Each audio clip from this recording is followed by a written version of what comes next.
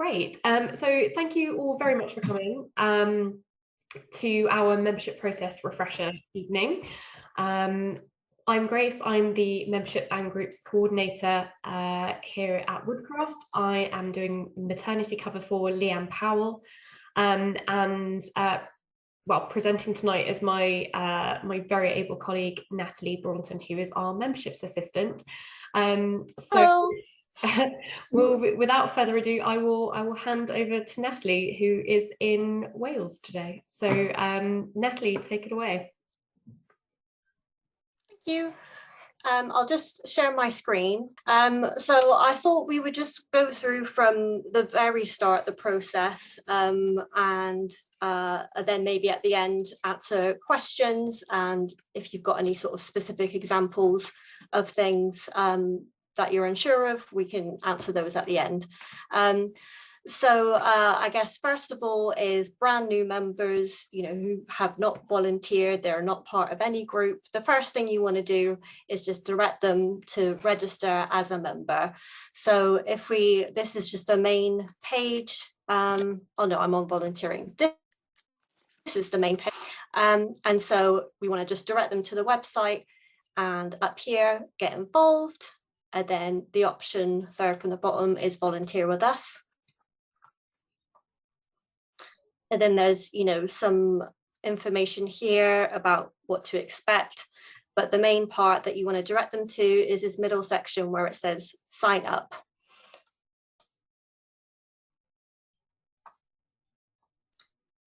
So this is the page that if I have an email from someone who wants to join, I direct them straight to this page.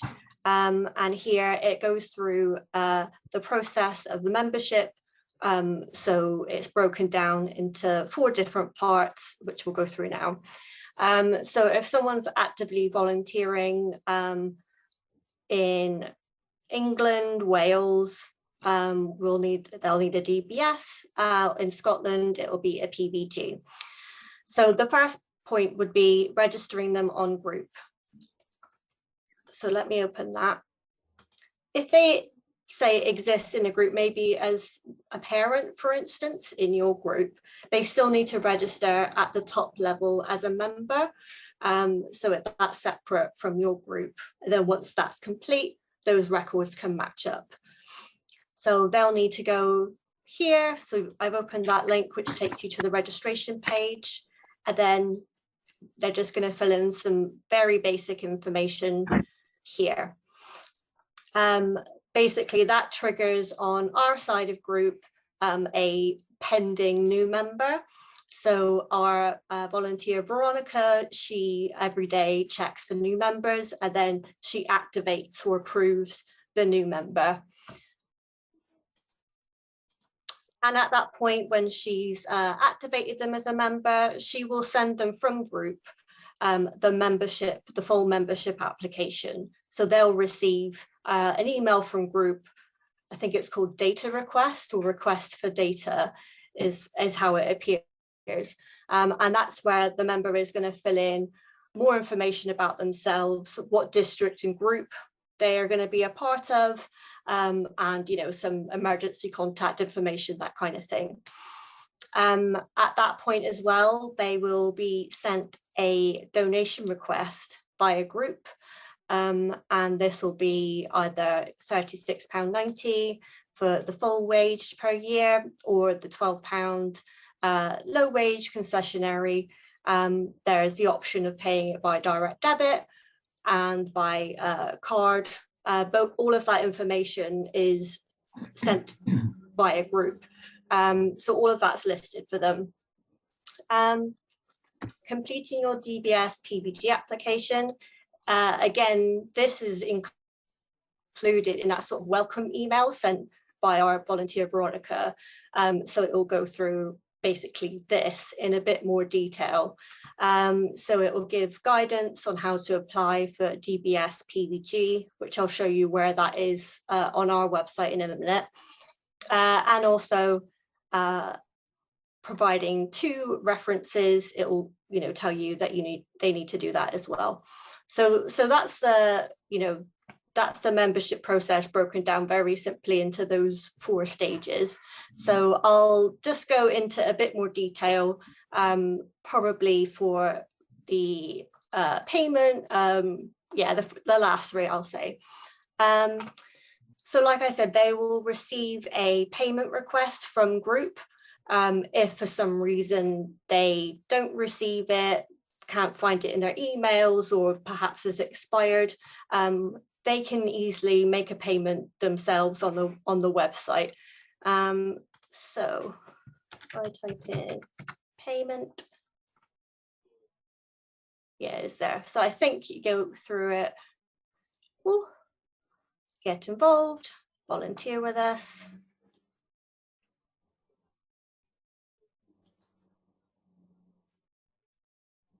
Oh, I was on the right page already. Payments portal here in the middle. So yeah, they could, if some reason they don't receive that payment request, they could just go here and it will open up payment options. So like I said, they could choose to set up a monthly or annual direct debit, or pay the full rate by card, which is through Stripe.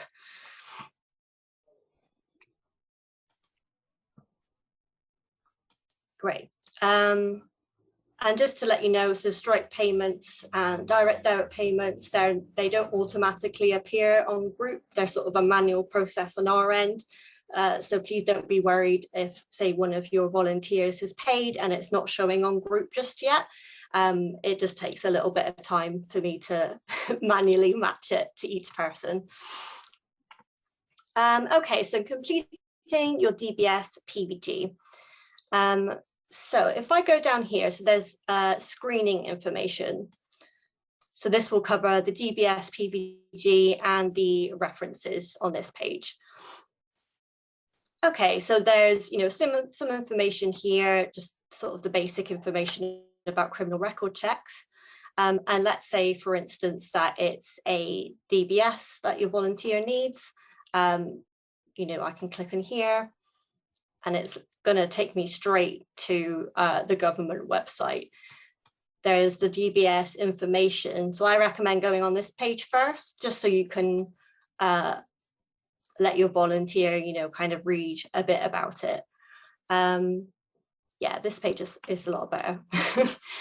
Yeah, so it just goes through that you need to be a member who's already paid before we can start the DBS process, ideally. Sometimes that doesn't happen, but ideally we want to make sure that the person, has provided all their information. So they'll need to register on group. They open First Advantage, and that's when the volunteer starts their application.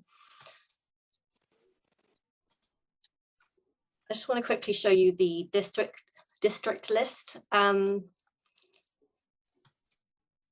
Yeah, so sometimes this is a bit unclear, so probably best to maybe just guide volunteers and to tell them what your district code is or PIN if you don't know, but that information is on the website, so they'll use that in their application. Right, let me go back.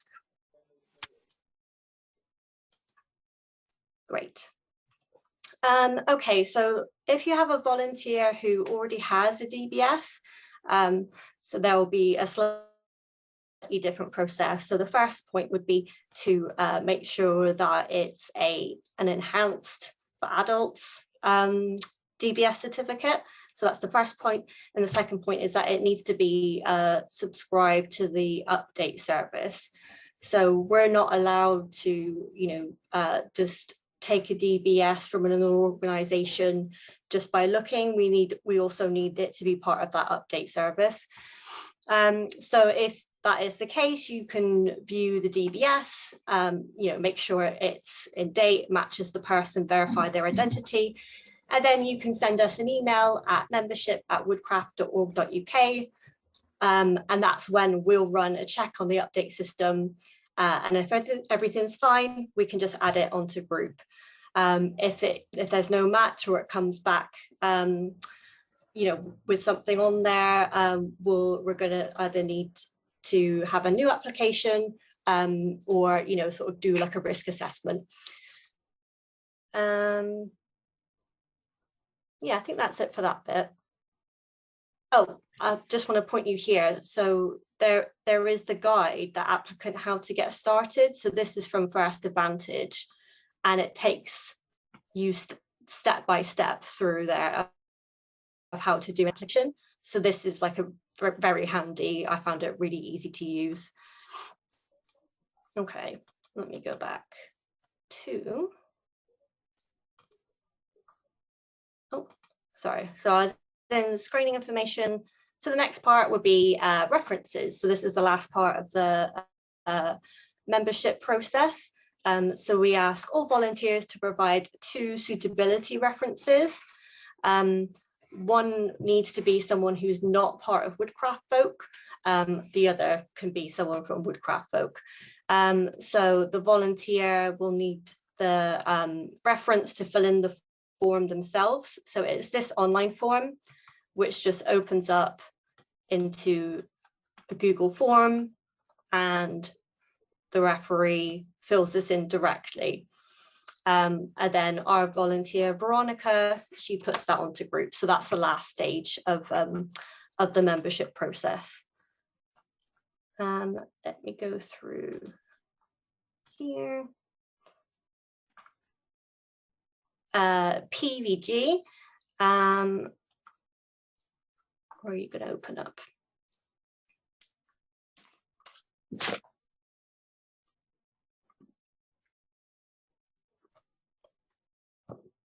Yeah, so with the, I think it's taken, I might need to change this link, but for Pvgs, there's a form that you can download from Volunteer Scotland.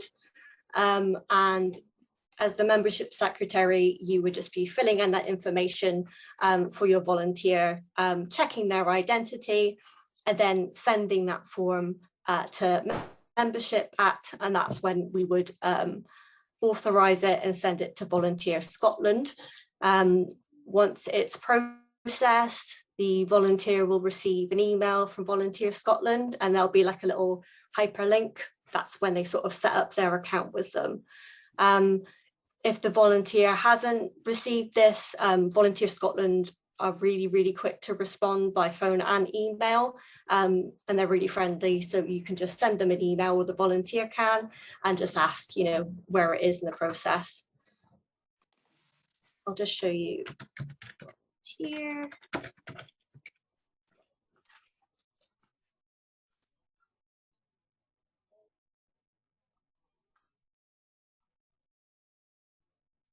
So this is their website, disclosure services, application process is here, and then their contact information. Like I said, they're really good at responding. Even if you have stupid questions like I do sometimes, they respond right away. Okay, so if I go back to the membership page, and then we can see that we've gone through each of these points. So they've completed the application on group, made a payment either by a direct debit or card. They've completed a DBS or Pvg application, or gone through the steps to show us a DBS that they already have, and provided 2 references. At that point, you know, they are a complete member, everything's completed, and they would be ready to volunteer in your group. So yeah, that's the basic explanation. I'm not too sure if there was any more detail I could go into. So if there's any bits that are unclear or any specific kind of questions you have, I'm more than happy to answer them. Brilliant. Thank you so much for that, Natalie. That was really clear. Yes, I'll open up the floor to any questions.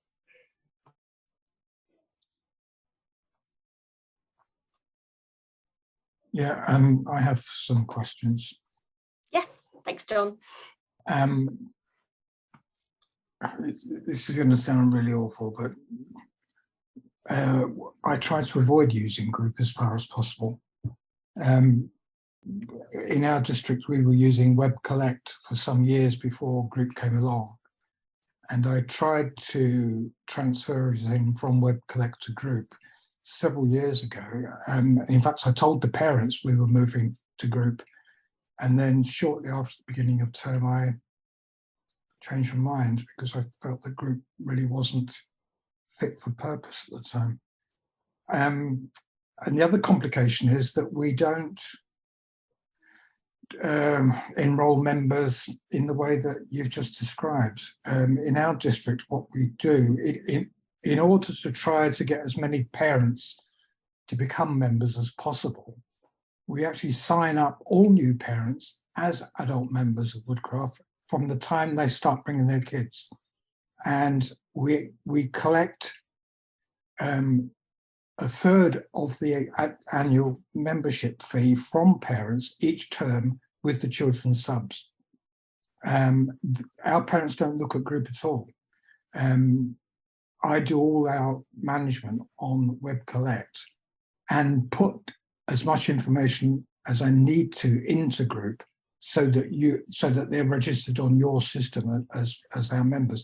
But that means that I do everything on the parents' behalf.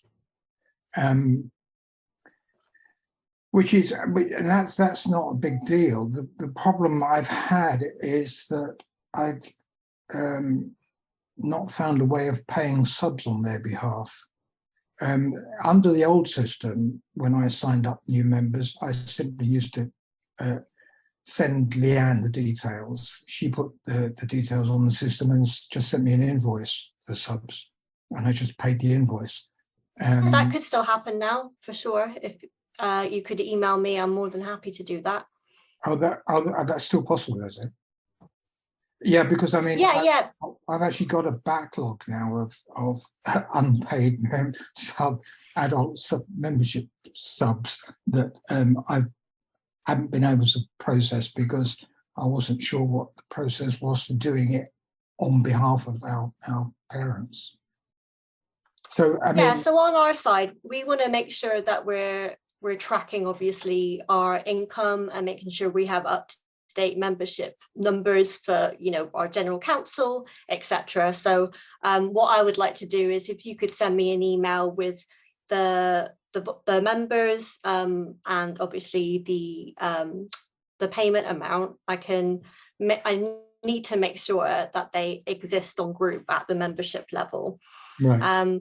Because that's when I can put in their information about their membership, DBS. Basically the screening needs to be completed, and then that would drop down into your group. I totally understand maybe there are parents who aren't going to become members, and you could just add them straight to your group. That's absolutely fine. Well, all of ours do. I mean, we sort of make it the default position that if you want your kid to join the group, then you have to become a member of Woodcraft. I mean, we did it because we thought that involving parents in the national organisation from the outset would make them feel more involved in Woodcraft. And it also removes that panic that you have immediately before a camp where you find, half a dozen parents have not got membership and DBS because we've signed them up right from the start. So it has advantages for us.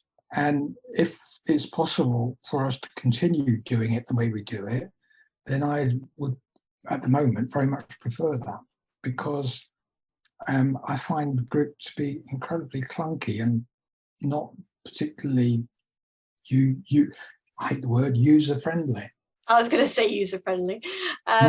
Yeah, so I think what would be good is if we could have just a quick phone call, just being you, so that we can discuss that in detail. Because what I would like is to make sure that on our side we have everything we need. To make sure that volunteers are screened properly, because I also will do regular checks to remind people when their DBSs need to be renewed, or if they're on the update service, I can then do that automatically. Obviously, if they're not on group, we can't sort of verify that the volunteers have done that. So I think if we could do that, maybe I could do a quick sort of demonstration to see if there are some really quick answers I can give you for stuff on group, and sort of discuss how we can work around that. I'm confident it will be fine. Oh, good. I mean, at the moment, I collect references for all the new parents, and I also process their DBS as well. Yeah. So I think like having it on group actually will take away some work for you. Obviously, initially, it will just be kind of learning a few little bits, but I think it would actually mean that you need to do less in the long run. Yeah. I can see from your demonstration, it would be a lot less work for me if I got our parents to do it. The problem is that we would then probably, our adult membership would probably then plummet, because we're relying on parents to do it. Whereas at the moment, I make sure that it's done because I do it on their behalf. Yeah, I mean, and you could still do that with the parents, so you could register with them and go through that process, and maybe you're literally typing it in, but obviously it will go to their email address. Yeah. And that's the point that they'll need to sort of pick up on it.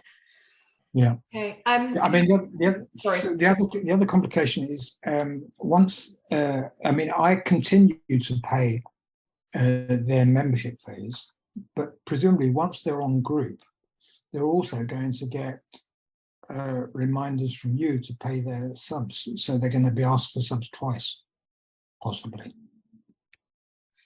Yeah, I guess you know, that might be just an inevitable thing, because it's sort of part of the new member process is for us to send a payment request. I think it would just be a matter of communicating with the parents and just saying, ignore that.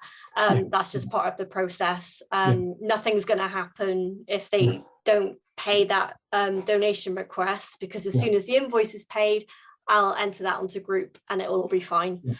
Okay, thanks. If I could, oh, sorry, Linda, is your question relevant to this one? It's just Michael Williams had his hand up before you. Say that again. I'm just moderating. Mr. Williams's hand was up before yours, technically. So I just want to, was your question relevant to what John said, or can we take it separately after?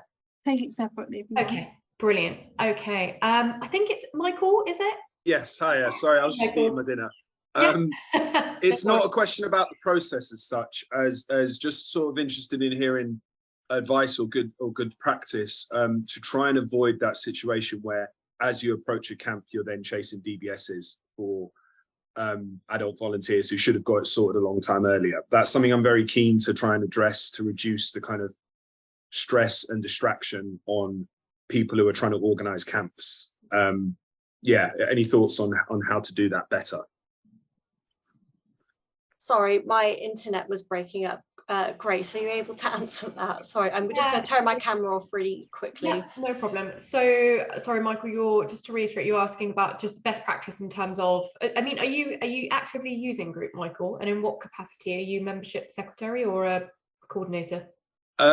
District coordinator, and we've done all the sort of minimum stuff on group, and it's on the to-do list getting the whole district. We got actually at one point we got our whole pioneer group using it, but then we kind of drifted away from that. So yes, I would like a solution that involves being fully on group as well. Yeah, sure, no problem. And we're also relying on a lot of parent involvement with our Elfin group, which is a parent co-op. So okay, understood. So in terms of DBSs, once they are processed, we get to have a look at it through First Advantage on our side, so we can obviously see that 99% of the time, or even more than that, you know, there isn't a disclosure hasn't been made, and there's nothing that's brought to our attention, in which case we'll go on to group. It's locked functionality so that it could, because it's secure private information. We're cleared at Folk HQ, some of us in the membership team, to go in and input that DBS information. As a group coordinator, I believe that you'll have view-only rights to the DBS status of the people in your group. Yeah, the group coordinator and membership secretary. Yeah, so you should be able to, if you can pull up a list of whoever is in your group on group, you should be able to export that into an Excel document as well. And if you'd like to order everyone by the DBS expiry date field, that would be a really good way of just having a very quick look at, you know, who's coming up for renewal in the next 6 months, say. Or else, Natalie, I believe that you do checks on our side as well, periodically as well, to sort of flag the one who's just expired. The month before a DBS is going to expire, that's when we do a check on our end, and I'll send a reminder to the volunteer to say you'll need to apply for a new DBS if they haven't subscribed to the update service, or if they've given me permission, I'll run a quick check and see if there's any new information on it. If there's no new information, I'll just renew it for 3 years on group. Do you want me just to show you how to export your people, Michael? Would that be helpful? Sorry, you just run that past me again? Sorry, do you want me to show you on your group how you would export your members so that you could see clearly their like DBS information? Yes, that'd be great. Thank you. Great. Let me just, oh, you're on mute, Grace. Oh yeah, Natalie, let's use our dummy group. Yeah, I'm in Marshmallow. Perfect. So it sounds like the 2 key points there would be to, A, once they're on group, that's the first step, and B, to run periodic checks for all your members, especially in winter season. Yes. So that when you approach your camping season, you've already done checks recently. Absolutely, Michael. Yeah, that's Cool. exactly it. Thank you. Okay. So if this was your group, Marshmallow Elfins, you could go into the people section, and if it loads, it will open up with some default columns. This is where you can choose what information you want to be shown. So if you click here, you can just start typing, so DBS, and you know, I want the expiry date.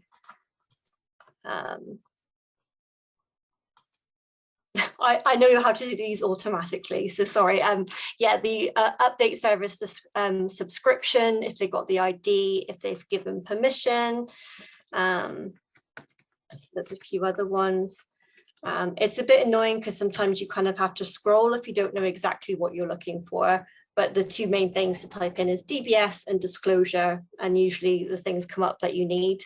So I'm just going to tick all of these. And as you can see, I've got quite a lot of columns here, and I can add things, you know, like membership type and expiration date.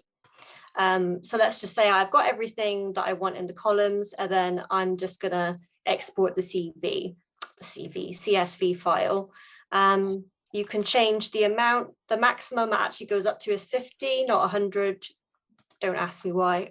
It just is.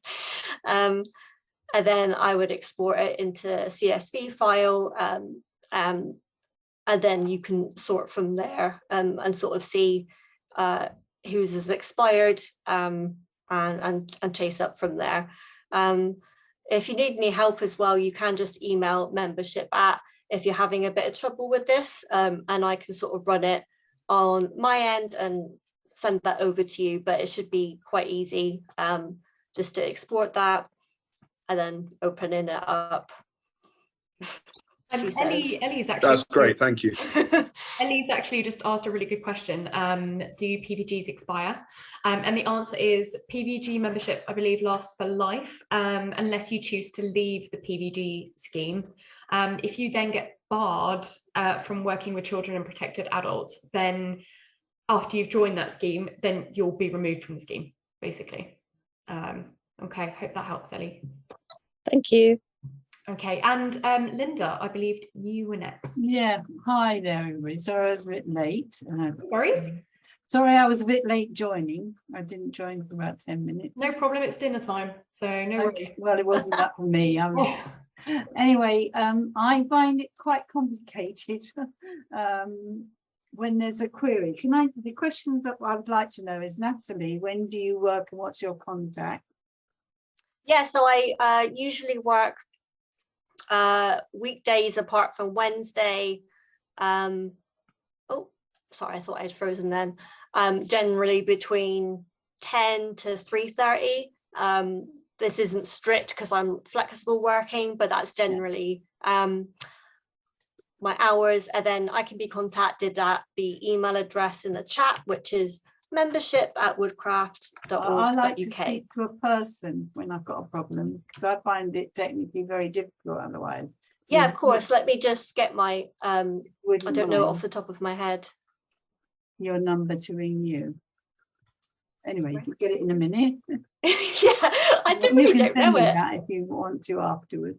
Yeah, I never, I'm very bad at remembering numbers, actually. We have over 50 members, so it's quite complicated sometimes to go through all the palaver when there's a hiccup.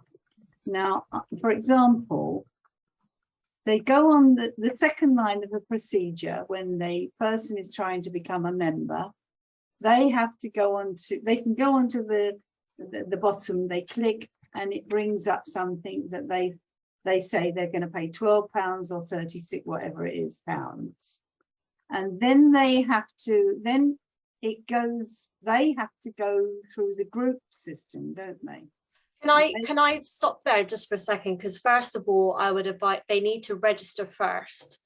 Because so if I think you would have missed it. Let me just quickly show you the screen. On the membership page, on the page. Yeah, so if we go in the membership page. Yeah, so we do that. Yeah, so the first point is the first point. Yeah, so because they're always sitting with me. So yeah, so I get them to register as a member on group. Yeah, so you'll have to wait until they get activated, which is usually about a day. We check every day to activate. Therein lies the problem, partly, as John was saying, because I've got no.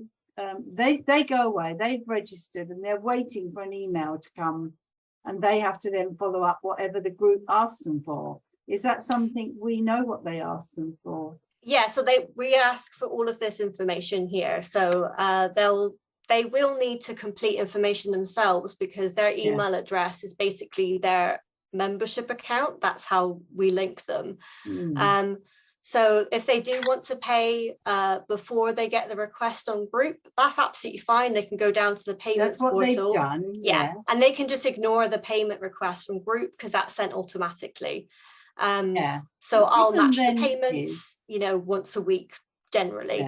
And the information that they'll be sent once they're activated on group is going to be about completing the membership details. So it's called data request, and they're going to fill in all of their information, what group they're in, etc.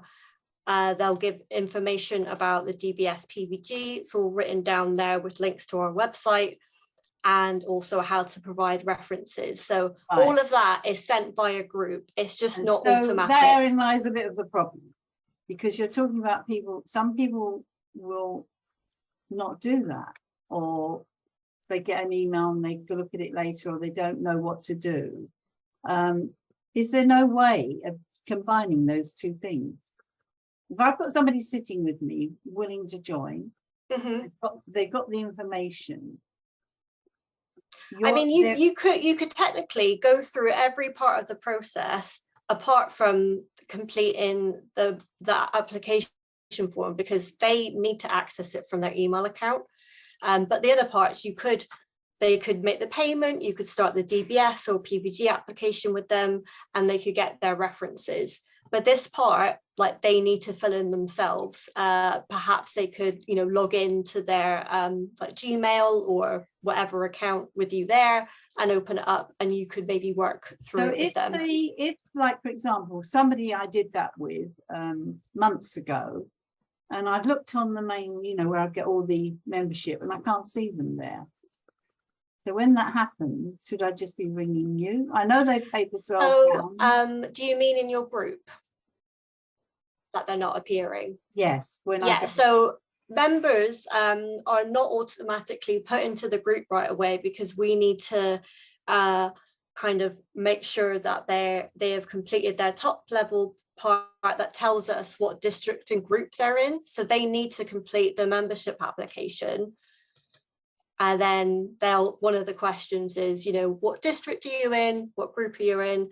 At that point, I can copy it into your group, and then you would see them as not active. Problem. I don't always. I mean, there have been quite a few hiccups in the past. Okay, you could, if you'd like to send me an email with it, That's absolutely, because it does happen sometimes where maybe information's been filled in at a later stage. So you can just send me an email saying, can you add so-and-so to the group? And it only takes me like a second. Yeah. It's just that I don't seem to be, when it's not the group, does the group actually give me that? That does, when I put it, I can get the whole lot of members up on it, can't I? Yeah, so I get that. so Yeah, you when see I go into here, people, yes, that I get all of that and all the yeah, stuff that goes with it. so which is when great. I copy a member down, they would appear at the top here as not active, and then you can click here and press invite to that person. That gives them access to the group then. Yeah, I mean, I'm with John in some ways. It's really, it really depends on them being very computer, sort of, you know, responding straight away to the email, joining in with all the system. And that is slightly problematic. John, it sounds like what you've done is you bypass the system. Well, we already had web collect in place some years before group started, and so I've been quite reluctant to move to group because group doesn't do some of the things that we do on web collect. Right. Well, I don't think on our side, we need all of the members to be on group because we need to check that the volunteers have been screened correctly. Yeah. So I totally understand that for some people, maybe it's a bit complex, but that's what we're here for as well. So, you know, I get emails from members all the time asking about this, and I'm more than happy to walk them through it. Same if you've got a list of people who are perhaps struggling or you want to check on, just send me a list. I'm happy to help. It's really important that we have accurate numbers in group as well, not only you know, just to you know, correlate finance and things like that, but also insurance purposes to make sure that we're, you know, having insurance for the right amount of people in woodcraft group, woodcraft folk overall. And you know, it really helps Natalie when it comes to the time of subs and things like that, and just making sure that all those ducks are in a row and that, you know, we're not overcharging or undercharging for group sizes. So it's you know, in the spirit of cooperation, I think group has its nuances, but it really does help everyone overall. So we really are here for you to check in with anything that you need. Myself or Natalie really is the guru on the ground. She's in group every single day. So she's I pretty much live in group, which is quite sad. But sorry, just one more point then, Natalie. In order for me to know, have I got to look into it every month, every sort of week or something then? For you to know what, sorry? Well, to know the current state of whether a member's DBS checked or, you know, had, you know, if they haven't, the triangle is the person out there who's not the membership person, and how are we going to check as membership secretaries the information is up to date? Well, you would need to, I guess, just regularly look in this people section, and you can, you know, view here. Oh, that's a young person. That's not going to help, is it? Is there a member? Here we go. Veronica, I know her. There's no information here, but this is where you would see then what I've updated would be, you know, membership, DBS, and the references. So you would be able to see all the stuff that's been done by the volunteer and that I've like matched to them as a member. And yeah, this would be part of, I guess, your role. You could, you know, export periodically and sort of check, but also we do our regular checks for DBS expiring and membership renewal, and the member would get emails from us. And they go in date order. This is the other problem, because obviously you've got people on there that have not paid for like 3 years. Well, you can archive them if there are people who, you know, shouldn't be on there. Say, for instance, you know, Millie, maybe Millie doesn't attend anymore. You can just press archive and then they'll be removed from the list. Yeah, we don't have, this is just adult membership I'm dealing with. I don't have to deal with children. Yeah, it's the same for adults. So you could just click here and press archive. and they wouldn't be visible here anymore. They would still be on our system, but you wouldn't see them here. Okay, I saw Imka, you raised your hand as well. How can we help? Hi, Imka. Hiya. Great to meet you, Natalie. Yeah, I same. just wanted to say group has improved a lot since we've started using it. And I must say, Natalie has been an enormous help in getting things done. And Yeah, Linda and can't hear you, Imki. how did you get your adult membership prior to group? Because I know we in St. Albans used to request it once a term or prior to camps, and then went through it to see what's happening. While now I find with group it's so much easier because Natalie and Veronica are really on it. And if new members join, normally within a month, they are on group with all the details, which is really lovely. So it stops me having to request a membership form from Volkhaus regular. So I was just wondering, how were you doing it, or how you're doing it up to now? Are you talking to me, Imki? Yes. I can hardly see. I have to lip read some of you, so that's better. I can see your mouth now when Okay. you're talking. How- I'm partially deaf. how- Linda, How was I doing it? I've only done it since I helped out because the district coordinator was doing it and it just wasn't getting done. So I took on the task in the summer, ready for the summer camp, and I will keep doing it because it's a big task. And I'm learning as I go along. Veronica was very helpful, as you say. I mean, I think how they did it in the past was a lot of people didn't do it. They weren't members. You know, they only join when there's a camp or something, and that's problematic for the National Woodcraft. Well, it's problematic anyway, but especially with the DF age group, you know, with the DFs, because they used to have a system whereby they would join like for 5 years when they were 16, but they don't do that anymore, I don't think, do they?